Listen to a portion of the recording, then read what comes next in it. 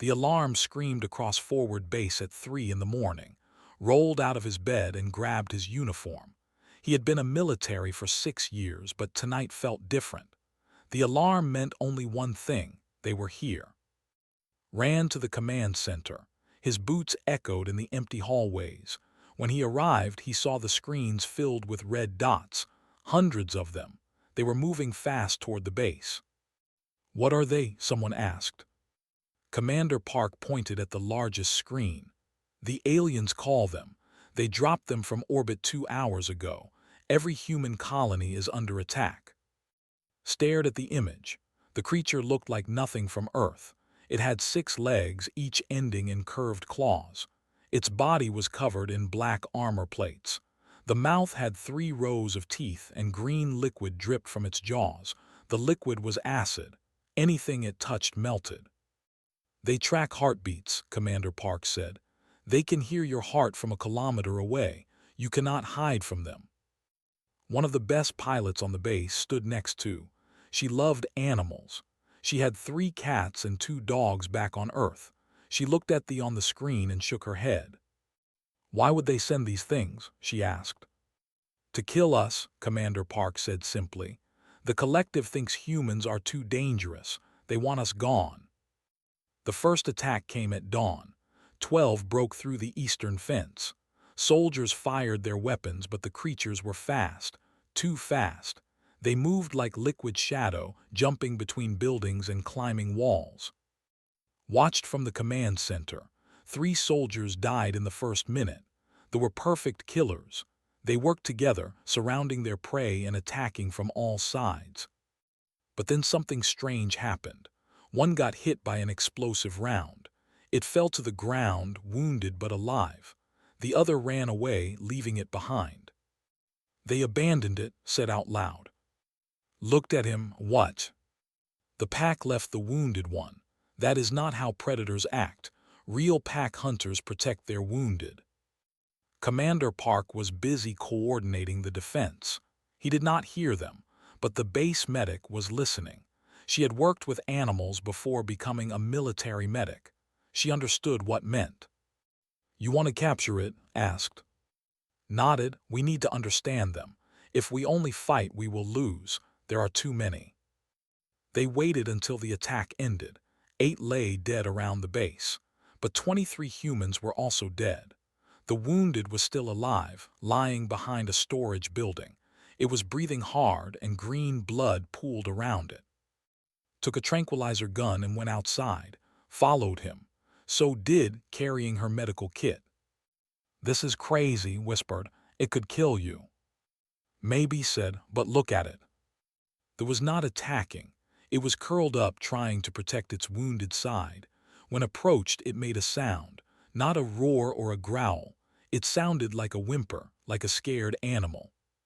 Fired the tranquilizer. The dart hit the creature in the shoulder. The tried to stand but fell. In 30 seconds it was unconscious. They moved fast. Using a cargo net and 4 soldiers, they dragged the into an empty storage room. They locked the door with 3 different locks. Examined the wound. The explosive damaged its side armor. I can see the flesh underneath. It is bleeding badly. "Can you help it?" asked. Looked at him like he was insane. "You want me to save the monster that just killed our people?" "I want you to save the creature that might help us understand how to survive," said quietly. Stared at for a long moment. Then she opened her medical kit. For 3 days they kept the sedated while worked. She cleaned the wound and used synthetic skin to cover it. She gave it antibiotics designed for alien biology. Stayed in the storage room most of the time, watching and taking notes. On the 4th day, they let the sedative wear off. It woke up slowly. Its 6 eyes opened one by one. It saw sitting 3 meters away. For a moment, neither moved. Then the stood up, its heart beat faster. This was the moment. Would it attack? The creature took 1 step toward him. Then another, forced himself to stay still. They came closer until it was right in front of him. It lowered its massive head and sniffed. Then it did something impossible. It sat down, just like a dog would sit. slowly raised his hand. That did not move. He touched the creature's head between its eyes. The armor was warm and smooth. They made a sound, a soft rumbling sound. It was purring. "By the stars," whispered from the doorway. She had been watching the whole time. Over the next week, they stayed in the storage room, visited it every day. He brought it food. He talked to it. He noticed that the creature responded to his voice. When he was happy, it seemed happy. When he was calm, it was calm. He named it, which meant wind in Korean. Word spread through the base. Soldiers came to see the tame. Some thought was crazy. Others were curious. Came every day and started talking to like it was a pet. "You are a good boy," she said, scratching behind its head armor. Its tail wagged. Commander Park was not happy. "That thing is a weapon sent to kill us. We should destroy it." "It is not a weapon," argued. "It is a frightened juvenile. They did not send soldiers. They sent children. Children do not have acid spit and armor plates. On their world maybe they do, but look at how it acts. It follows me everywhere. It wants approval. It wants to belong to a pack. That is not killer behavior. That is pet behavior." 2 weeks after they captured, another attack came. This time, 50 attacked the base. Soldiers prepared to fight. They opened the weapons locker and checked their ammunition. Made a decision. He opened the storage room door. "What are you doing?" Commander Park shouted. "Trust me," said. Walked out of the storage room.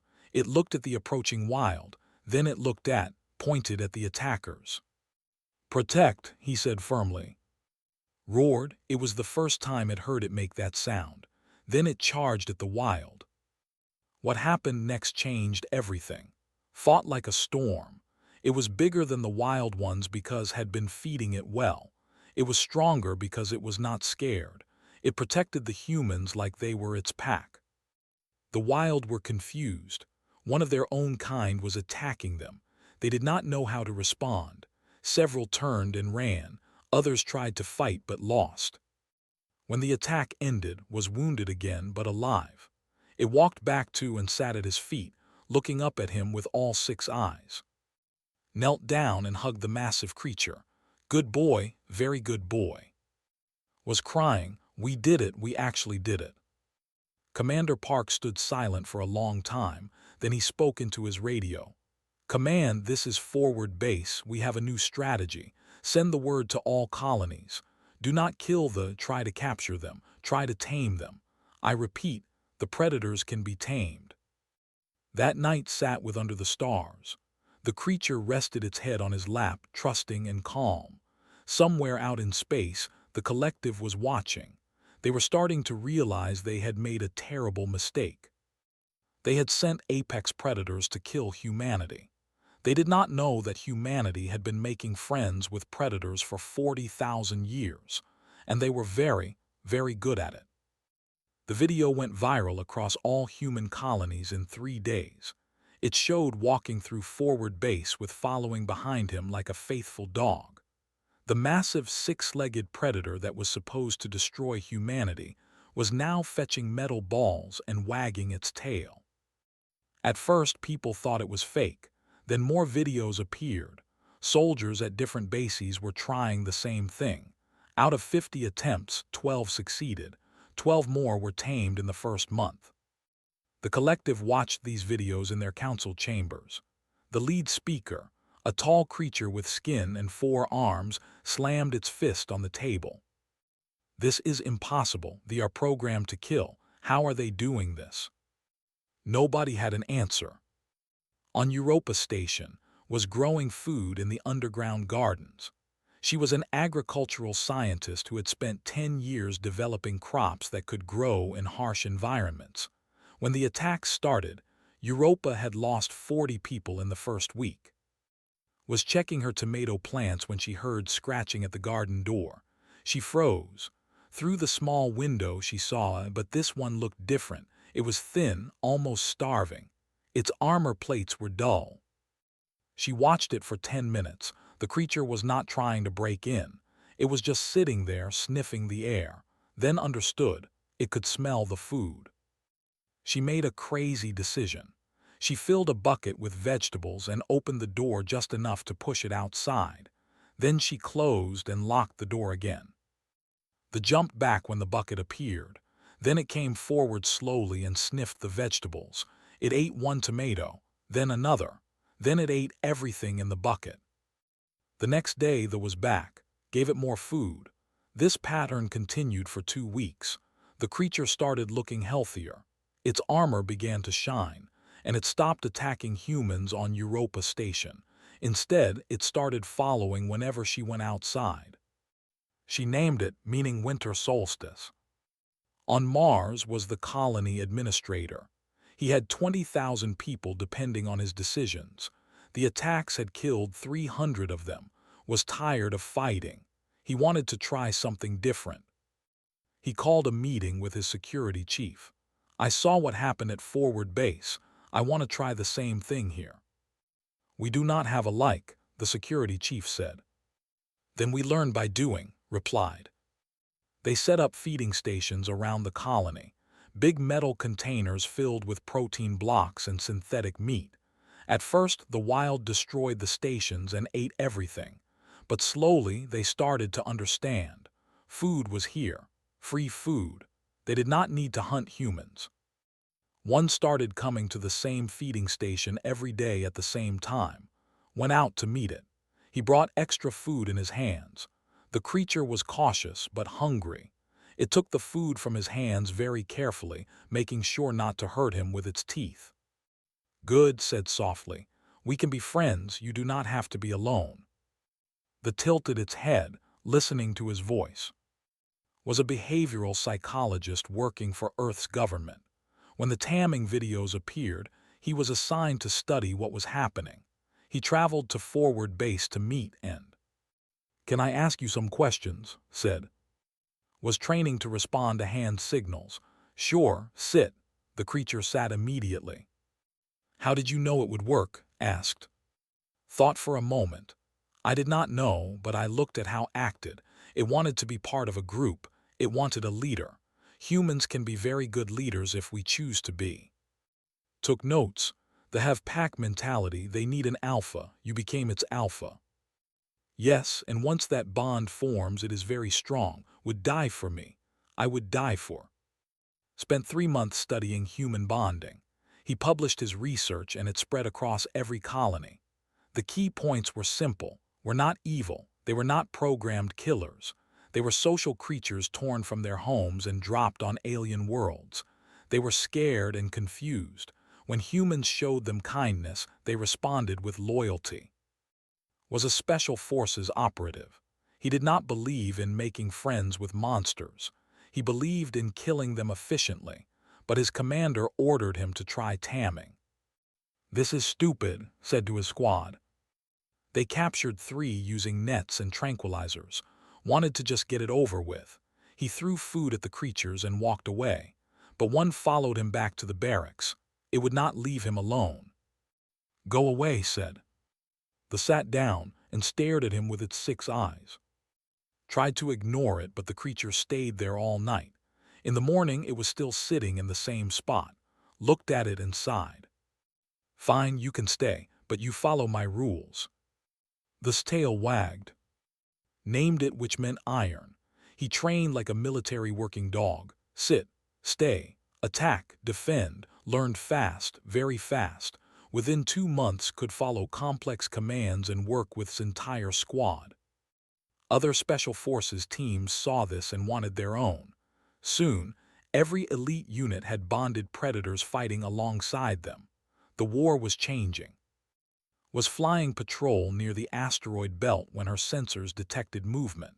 5 wild were floating in space, using gas jets from their bodies to move.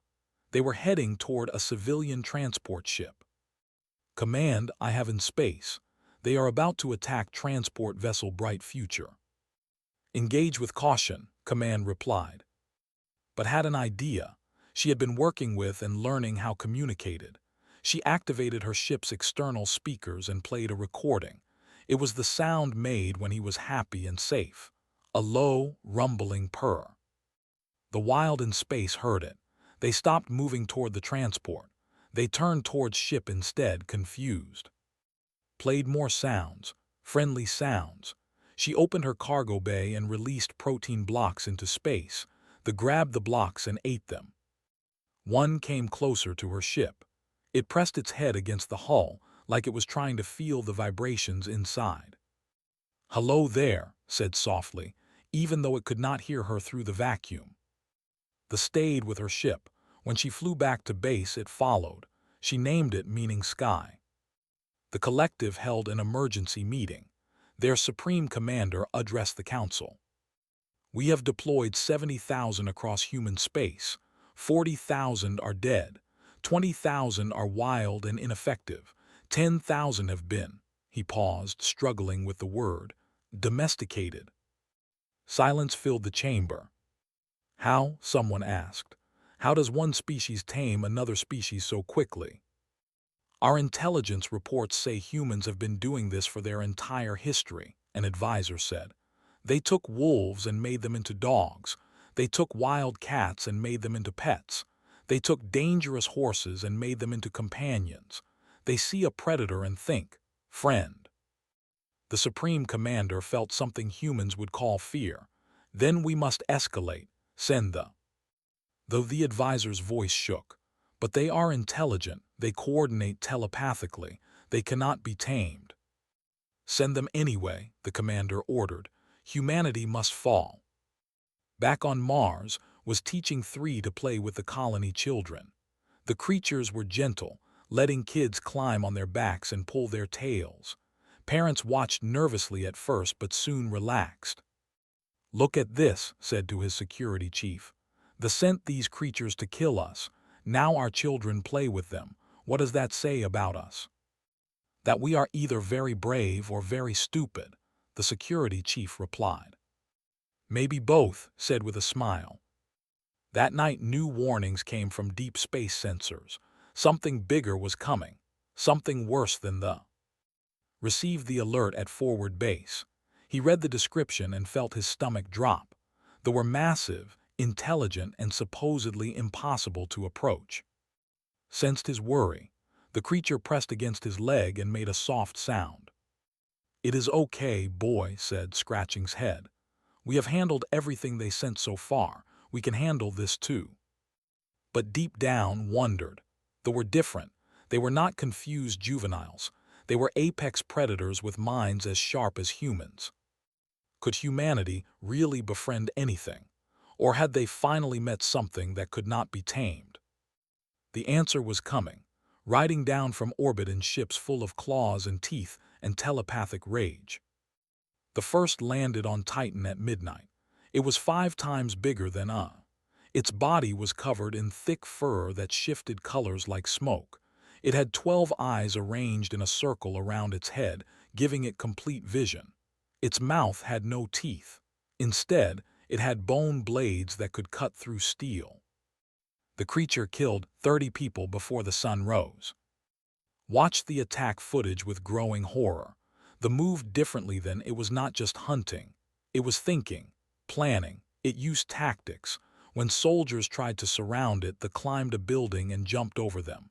When they used fire, it hid in the water. When they tried to capture it with nets, it cut through them in seconds. "This is different," said quietly. She was standing next to in the command center, sat at their feet, sensing their worry. "Yes," agreed. "They were scared and alone. This creature is confident. It knows exactly what it is doing." Commander Park entered the room. "We have reports coming in from 12 colonies. They have landed everywhere at once. They are coordinating their attacks." "Telepathic pack coordination," said. He had stayed at forward base to continue his research. "My analysis said they communicate through a shared mental network. They are not 12 separate creatures. They are one creature with 12 bodies." "How do we fight that?" asked. "We do not fight it," said. "We try the same thing we did with the—" Everyone stared at him. "You cannot be serious," Commander Park said. "These things are killing machines." "So were they," replied, "until we showed them another way." On Mars, watched as a stalked through the colony's outer district. It had already killed 6 people. His bonded stood next to him, growling, but held up his hand. No, not yet. His security chief thought he was crazy. Sir, we need to evacuate. No, said firmly, we need to try something else. He grabbed a container of fresh meat from the storage. Then he walked outside alone. His security team shouted at him to stop, but he ignored them. They saw him immediately. All 12 of its eyes focused on. The creature stopped moving. It was curious. Why was this human approaching? Put the meat container on the ground and step back. I am not your enemy, he said calmly. They sent you here, but you do not have to fight. You can stay. You can rest. We will not hurt you. They made a sound like thunder rolling across mountains. It was not a roar. It was a question. Sat down on the ground. He made himself vulnerable. He showed no fear. You are tired. I can see it. You have been fighting for so long. You do not have to fight anymore. They took one step closer, then another. Its massive body moved with surprising grace. It sniffed the air, smelling the meat. But it also smelled something else. It smelled the around the colony. It smelled the bond between humans and predators. Slowly they sat down. It was still 10 meters away, but it sat, smiled. Good, that is good. What should I call you? He thought for a moment. It means sky. You came from the sky. They tilted its massive head, listening. On Europa Station was in trouble. I had broken into the agricultural dome. It destroyed 3 months of crops in minutes, and her team were trapped in the control room. Her bonded was outside. She could hear it fighting but it was no match for it was losing. I have to help, said. You will die, her assistant said. Then I die. I will not let fight alone. She grabbed a shock stick and ran outside. They had pinned against a wall. There was bleeding from multiple wounds, but still fighting. Hey, shouted, leave my friend alone. They turned its 12 eyes toward her. This human was protecting interesting. Activated the shock stick and ran at She was not going to win. She knew that, but she was not going to abandon. They could have killed her in 1 second. Instead, it stopped.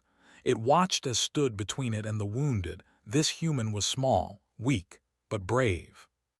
They made a decision. It turned and walked away. Stood there shaking. They left the dome through the hole it made, but it did not leave Europa Station.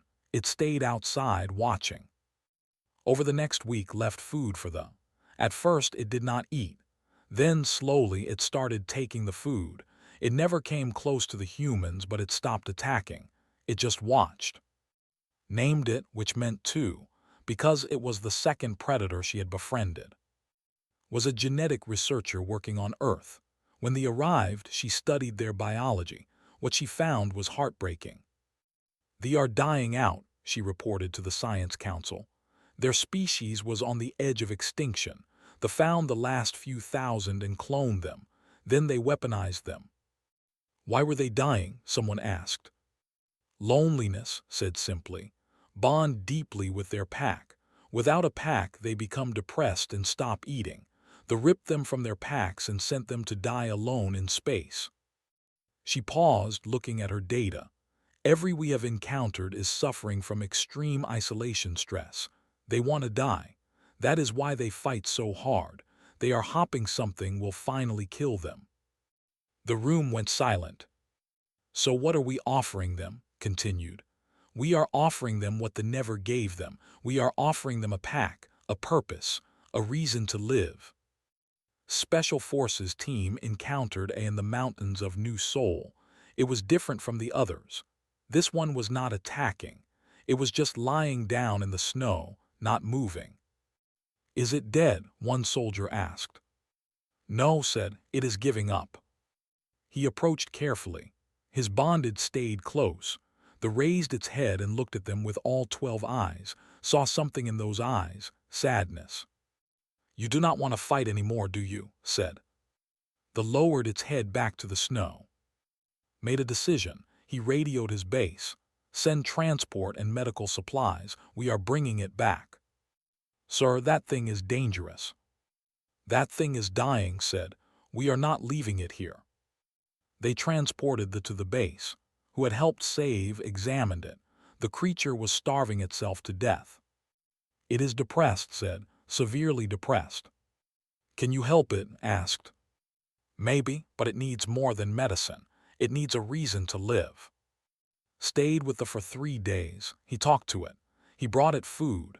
He showed it and the other bonded. He showed it that predators and humans could be family. On the 4th day, they ate. Just a little, but it ate. Smiled. Good, that is good. Welcome to the pack. He named it, meaning strong and harmonious. Across human space, the pattern repeated. Some fought and died, but many stopped fighting when they realized humans were offering them something impossible: acceptance.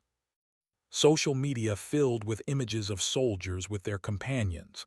The creatures were massive and terrifying, but they were also gentle with their bonded humans. Children climbed on them. Scientists studied them. Artists painted them.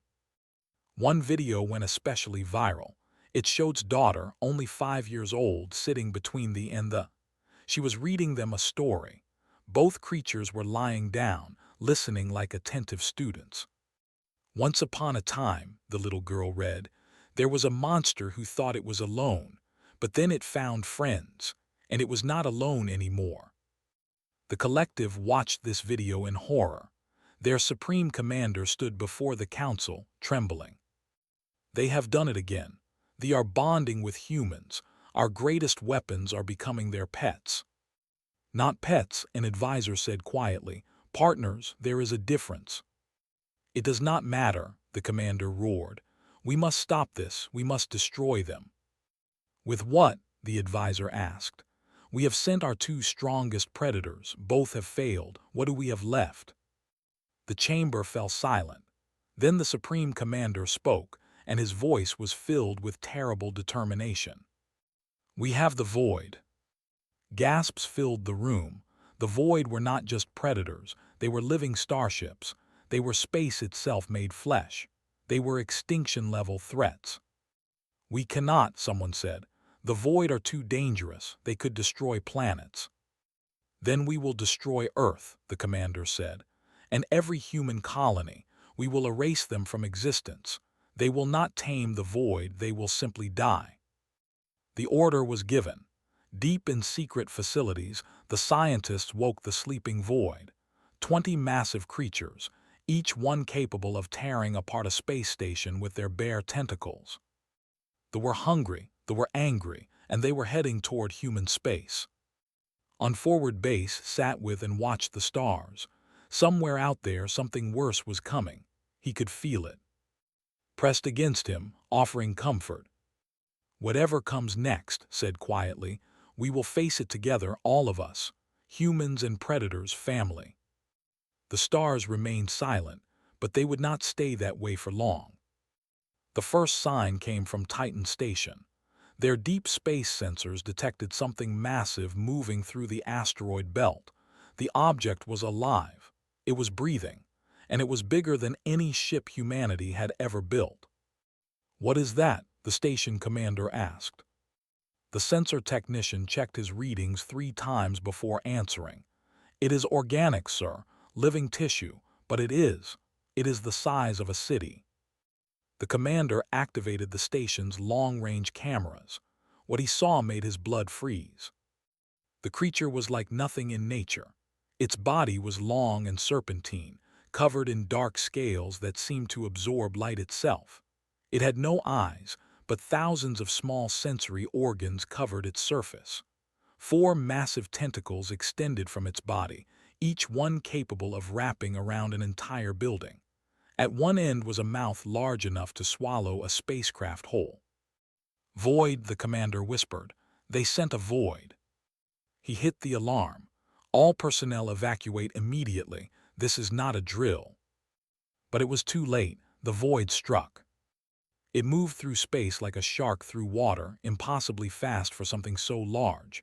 Its tentacles reached out and grabbed Titan Station. The metal screamed as it bent and tore. They opened its mouth and breathed. The breath was not fire. It was pure cold, absolute zero. the temperature of deep space itself. Everything it touched froze solid. 3,000 people died in the first minute. The consumed part of the station then moved on. It was still hungry.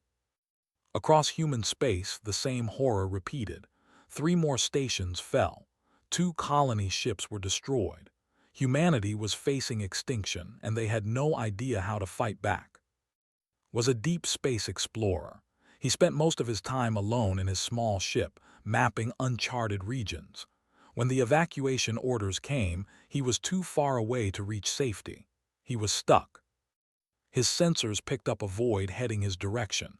It would reach him in 6 hours, prepared to die.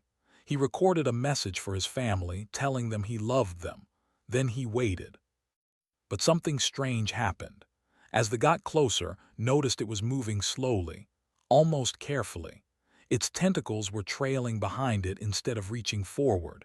This was not the behavior of a hunter. When they reached his ship, it did not attack. It stopped. It floated there in space, barely moving. Stared at it through his window. One of the tentacles had a massive wound. Something had torn through its scales, and green blood was leaking into space. The creature was injured. "You are hurt," said out loud, even though it could not hear him. He made a decision that would change everything. He opened his ship's cargo bay and released everything he had. Food supplies, water, medical supplies, and something else, energy cells, the cells that powered his ship. They did not move at first. Then slowly one tentacle reached out. It grabbed an energy cell and pulled it close. They absorbed the energy and its body glowed slightly. It had been starving. Released more energy cells. They took them all, drinking the energy like water. Its wound began to close slightly. Not fully healed, but better. After it finished, they did not leave. It stayed near ship, protecting it. When other passed by, this one made sounds that traveled through space somehow. The other changed direction and left alone. "Thank you," said. He named the creature, which meant star. The news of what did spread quickly. Other humans started trying the same thing. It did not always work. Some were too angry, too hurt, too lost in their rage. But some stopped. Some listened. Some remembered what it felt like to be something other than a weapon. On Earth, evacuation ships were leaving every hour. Millions of people were fleeing to underground bunkers or distant colonies. One ship carried 300 children from an orphanage. The pilot was named, and she had been flying for 20 years. She had never been more scared. A void appeared in their path, tried to change course, but it was too fast. They wrapped a tentacle around the ship. This was the end. But inside the ship, a child started crying. Not a scream of terror, just the normal crying of a scared 5-year-old girl. Her name was. They stopped. Its sensory organs focused on the ship. It could hear the child. It could feel her fear. And something ancient stirred in the creature's mind. A memory from before it was a weapon. A memory of when Void protected their young instead of killing. They released the ship. Then it did something impossible. It gently touched the ship's hull with the tip of one tentacle, carefully, like a parent checking on a sleeping child. Was crying. "It is letting us go. It is actually letting us go." Stopped crying. She pressed her hand against the window. This tentacle was right there on the other side. The little girl smiled. "Pretty," said. When they landed on Earth, reported what happened. Scientists did not believe her at first. Then more reports came in. Void were showing selective behavior. They attacked military targets but avoided ships with children. They destroyed weapons but left food supplies. They were thinking, choosing. The genetic researcher studied the Void from a safe distance. What she discovered explained everything. "Void are not predators," she announced. "They are gardeners." Everyone stared at her. "In their natural habitat, Void maintain asteroid fields," explained. "They eat space debris and dangerous objects to protect young creatures. They are caretakers. They found them and twisted their nature. They made gardeners into weapons." "Can we undo it?" asked. he had come to Earth with for the emergency meeting. Maybe, said, if we can show them they do not have to be weapons anymore, if we can remind them what they were. A plan formed. It was dangerous, it was maybe impossible, but it was humanity's best chance. They chose Titan for the attempt. The station was destroyed, but the space around it was full of debris, dangerous debris that threatened nearby colonies. Volunteered to be the first. He took his ship, with following close behind, to the debris field. Then he started broadcasting a message on all frequencies. Void, we need help. This debris is dangerous. People will die if it is not cleared. Please help us. Nothing happened for an hour. Then 2 appeared. Then 4. Then 8. They floated in space, their massive bodies surrounding the debris field. Released energy cells as payment, as respect, as friendship. They began to work. They grabbed debris with their tentacles and consumed it. They cleared the dangerous pieces and organized the safe pieces. They did what they were born to do. They gardened. Watching from a distant observation post, smiled. She had brought with her. The little girl waved at the one noticed. It was his bonded companion. The massive creature came closer to the observation post. Its tentacles moved gently, carefully. It touched the window where stood. Pretty star dragon, said, pressing her hands against the glass. His body glowed slightly, something like contentment. Over the next month, more bonded with humans. It was different from bonding with or were too large to live at human bases. They stayed in space, but they protected human ships. They cleared dangerous areas. They guarded colonies from asteroids and space debris. Some even began carrying human ships on their backs, giving them safe passage through dangerous regions. This military unit was transported by a bonded to a rescue mission. The soldiers sat on the creature's back in special harnesses. His and his were with them. This is the strangest transport I have ever experienced, one soldier said. This is the safest transport you have ever experienced, corrected. Nothing in space is stupid enough to attack a void. They reached the stranded colony ship and completed the rescue. The named Ara by his team waited patiently. When they were done, Ara carried them home. But the war was not over. Many were still wild, still angry, still weapons, and the collective was preparing one final attack. On the Supreme Commander stood before his people. We have failed 3 times, but we will not fail again. We will gather our entire fleet, every ship, every weapon. We will go to Earth ourselves and end this. The council was silent. This was total war. This was extinction. But one young stood up. Her name was difficult to translate to human language. She had been watching the humans closely. Or, she said quietly, we could surrender. The Supreme Commander stared at her. What? Look at what we have done, she said. We sent predators to kill them, they made friends. We sent greater predators, they made family. We sent living weapons of mass destruction. They taught them to garden. We have lost, not because they are stronger, but because they are kinder. Kindness is weakness, the commander said. Then why are they winning? She asked. The chamber erupted in argument, but seeds of doubt had been planted. For the first time, the collective was questioning if war was the answer. On Earth sat with and watched the news, was being interviewed about, was showing his garden where helped grow plants, was laughing as and played together. We did it, said, sitting next to him.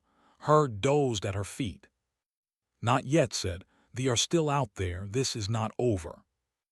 But it will be, said confidently, because we have something they do not understand, we have hope. In space and 3 dozen other bonded floated in formation. They were creating a defensive perimeter around Earth, not because they were told to, but because they wanted to, because these humans had shown them kindness, had given them purpose, had reminded them of who they truly were. The final battle was coming, but humanity would not face it alone. The fleet arrived at Earth's orbit 3 months after the void attacks began. 500 warships, carrying the entire military might of the collective. They expected to find a broken humanity, desperate and defeated. Instead, they found something impossible. 40 Void floated in formation around Earth. Dozens of stood guard at lunar bases. Hundreds of patrolled colony perimeters. And standing with all these creatures were humans, not cowering, not hiding, standing together. The Supreme Commander stared at the screen in his command ship. How is this possible? Nobody answered because nobody knew. Stood in the Earth Defense Command Center. He had been made the ambassador for human-creature relations. Sat next to him, larger now, well-fed and strong. The had grown protective of not just, but of all humans in the facility. "They are hailing us," the communications officer said. "Put them through," replied. The commander appeared on screen. He was tall-skinned, with 4 arms and no face humans could easily read. But his voice carried anger and confusion. "We came to destroy you," the commander said. "We sent our greatest weapons, yet here you stand. Explain this." Looked at, then back at the screen. "You sent us predators, we saw friends." "That is impossible. These creatures are designed to kill." "No," said calmly. "They were twisted into weapons, but that is not what they are. Every creature you sent us was scared, lonely, or broken. We showed them kindness. They responded with loyalty." The commander's arms trembled. "You speak of kindness to monsters." "We speak of kindness to living beings," corrected. "There are no monsters, only creatures we have not yet understood." On the command ship, the young who had spoken before approached her leader. "Commander, may I speak?" "What is it?" he asked tiredly. "Permission to go to the human planet, to see for myself." The commander looked at her for a long moment, then he nodded. "Go, tell me what you see." She took a small shuttle and flew to Earth. Humans could have shot her down. Instead, they guided her to a safe landing at forward base, met her personally at his side. The young stared at "It should kill you." "He protects me," said. "His name is, would you like to meet him?" The took a step back. "I cannot, we do not touch predators." "Why not?" asked gently.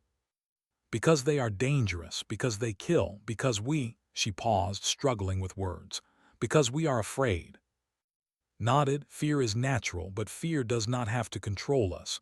Watch." He sat down on the ground. Immediately lay down next to him, resting his massive head on his lap. The closed its 6 eyes and made a soft, rumbling sound, purring. "He trusts me completely," said, "and I trust him. That is the bond we share." The watched in silence. Then she asked, "How long did it take to build this trust?" "For about 2 weeks, but every creature is different. Some bond in days, some take months. Some never bond at all, and that is okay too. We do not force it." Arrived with his bonded, the massive creature moved with surprising grace. The stared in shock. They are telepathic hunters, impossible to approach." "This is," said, "and yes, are telepathic, can sense my emotions. When I am happy, he is happy. When I am scared, he protects me. The telepathy makes our bond stronger, not weaker." A child ran past, chasing a ball. 3 followed the child, playing. The young watched this scene with something like wonder. "Your children play with predators." "Our children grow up with companions," said. "They learn that different does not mean dangerous.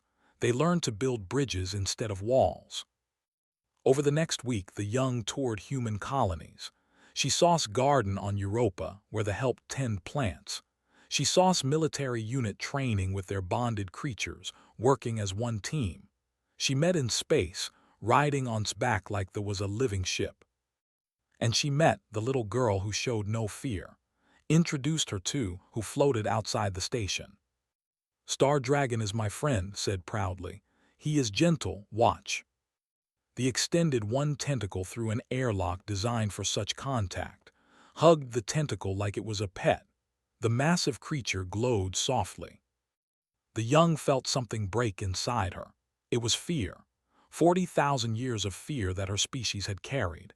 Fear that made them kill every predator on their worlds. Fear that made them live in sterile safety. Fear that had made them into something small and cruel.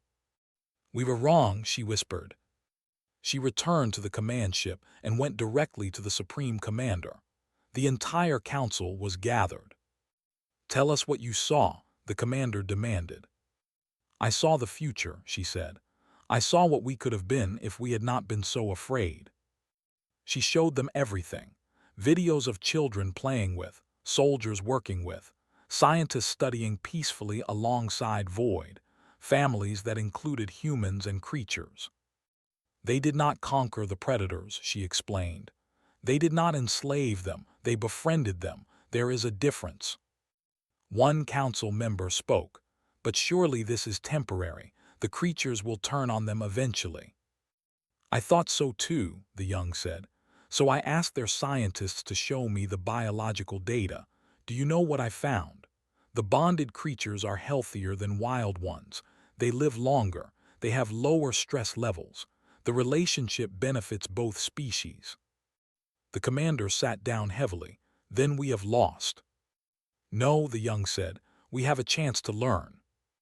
The debate lasted 3 days. Some wanted to continue fighting. Others wanted to retreat and pretend humans did not exist. But slowly, a third option emerged. The hardest option. The bravest option. Surrender and ask for help. The fleet sent a message to Earth. The Supreme Commander himself appeared on screen, this time speaking to all of humanity. "We came to destroy you," he said. "We believed you were dangerous. We were wrong. It is we who are dangerous. We who are broken. We ask. We ask for your help." The message shocked humanity. After everything they had done, they were asking for help. Debates raged across every colony. Some wanted revenge. Some wanted to simply send thee away. But others, led by, suggested something different. "They are afraid," said in the Global Council meeting. "They have lived in fear for thousands of years. We can teach them another way. Is that not what we do? We teach predators to trust. Maybe we can teach the two." Supported him. "If we turn them away, they will stay broken. They might attack others, but if we help them, we might change an entire civilization." Agreed. "My daughter asked me yesterday why they do not have pets. I did not have an answer, but we can give them one." The vote was close, but it passed. Humanity would accept the surrender. They would share their knowledge. They would teach them.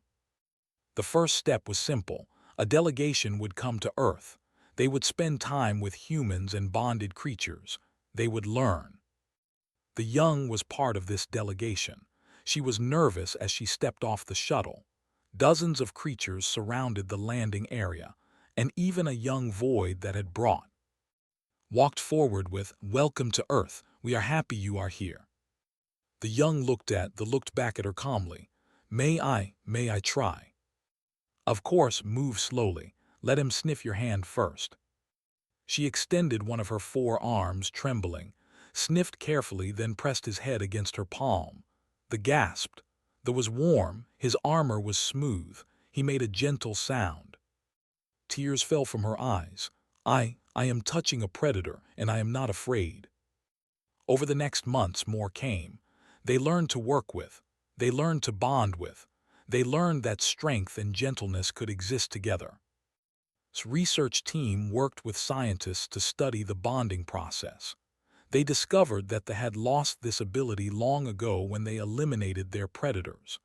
Their brains had forgotten how to read animal behavior, how to build trust, how to be part of a pack. But they could relearn. Slowly, with patience, they could relearn. One scientist successfully bonded with then another, then 10, then 100. They began taking bonded creatures back to their worlds, not as weapons, as companions, as teachers. The Supreme Commander himself came to Earth. He was old and tired, carrying the weight of his mistakes. Met him personally.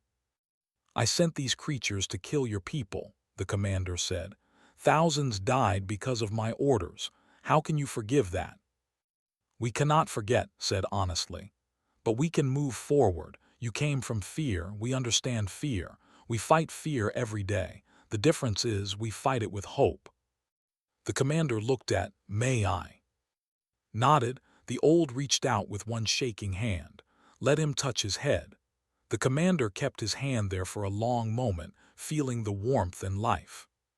"This should not be possible," the commander whispered. "You took weapons and made them into family. You took enemies and made them into friends. What kind of species does that?" "The humankind," said with a smile. "We have been doing it for 40,000 years, and we will keep doing it for 40,000 more." 5 years later, the galaxy was different. The collective and humanity formed an alliance. Together, they helped other species learn to live with their predators instead of fearing them. Retired from active service but continued as an advisor. Now old but still strong, stayed by his side always. They spent their days teaching young humans and how to bond with creatures. Now 10 years old, had become famous across human space. She worked with the most difficult cases, creatures that were too traumatized or aggressive for others. She had a gift. Still protected her, even though there was now bonded with dozens of other humans too. The Void had learned to share their loyalty, creating networks of protection across space. Mars colony became a model for integrated living. Humans, and even a few Void who visited regularly. His daughter, now a teenager, was training to be alike. Became a pilot instructor, teaching both humans and how to fly alongside bonded creatures. His methods were adopted by military forces across known space. One evening, sat in his garden with, the old had in his armor now, but his eyes were still bright. The sunset painted the sky in colors of gold and red. "We did good, did we not, old friend?" asked, scratching his head. The purred, the same sound he had made that first day when he chose to trust instead of fight. Humans had a saying, "You can judge a society by how it treats its animals." In the vast darkness of space, humanity had shown the galaxy something profound. They had shown that monsters were just friends waiting to be made, that predators could be family, that even the most fearsome creature could learn to love. And in doing so, they had not only saved themselves, they had saved the predators too. They had given them back their purpose, their joy, their lives. The galaxy would never be the same, because humanity had taught them all a simple truth. With courage, patience, and kindness, anything was possible. Even friendship with dragons,